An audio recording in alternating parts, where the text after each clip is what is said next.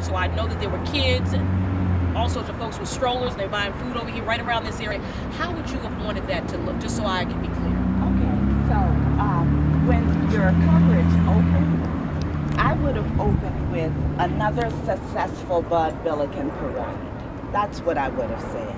That there were 1 million people lining the route.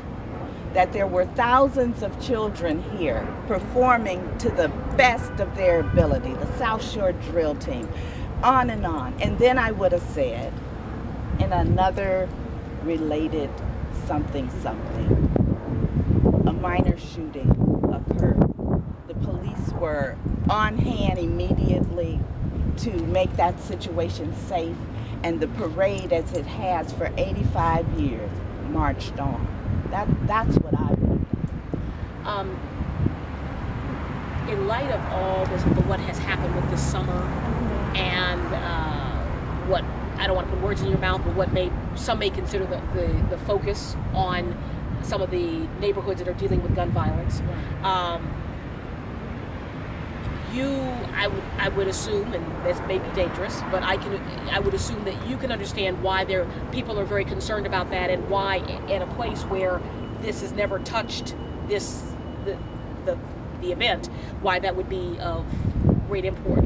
So I could see how the way that you just said that, I can see that, but I don't see that as being valid. I don't see that as being valid, because as you said, and we all know that the Bud Billiken Parade is an institution in and of itself. It's not attached to the violence in a couple of communities on the south side. And so to try to make that bridge, it's not fair, you know. And these kids in the parade come from those communities, you know what I mean? So there's more even in Inglewood than what we see on the news. I'm from Inglewood. I'm more than what you tell on the news. You know, I don't live there now, but I always go back. And I have this gentleman here lives in Inglewood and was at the parade yesterday and makes music and is an entrepreneur. And so there is so much more in Inglewood than people know, and because I'm only one person, I can't go around and tell everybody about the great south side of Chicago. We need you. We need you. But we need you to help us. We need you to help. Don't make them stars because they've done the wrong thing. You got to report the news. I understand that. But you don't have to glorify it. You don't have to sensationalize it.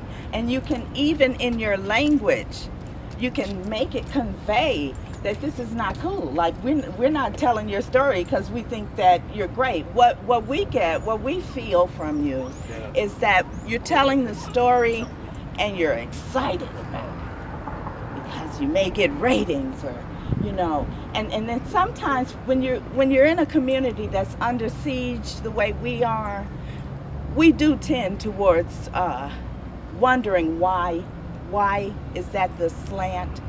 Who decides that? And you're on the ground, you're doing your work, your job. This is your job, and I understand that too. But this is my job, you know. And so, again, the media is very necessary. Let me just ask Beverly one more question, and then we certainly want to hear from you.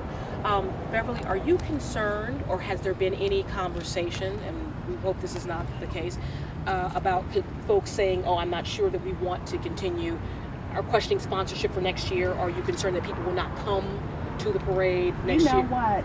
I'm the parade director as of right now. And I know that if I didn't come to work, that next year for the 86th anniversary, people would be lining this route and people would be dancing up the street. And whether or not the sponsors would come, I can't speak to that. I don't do this for the sponsors.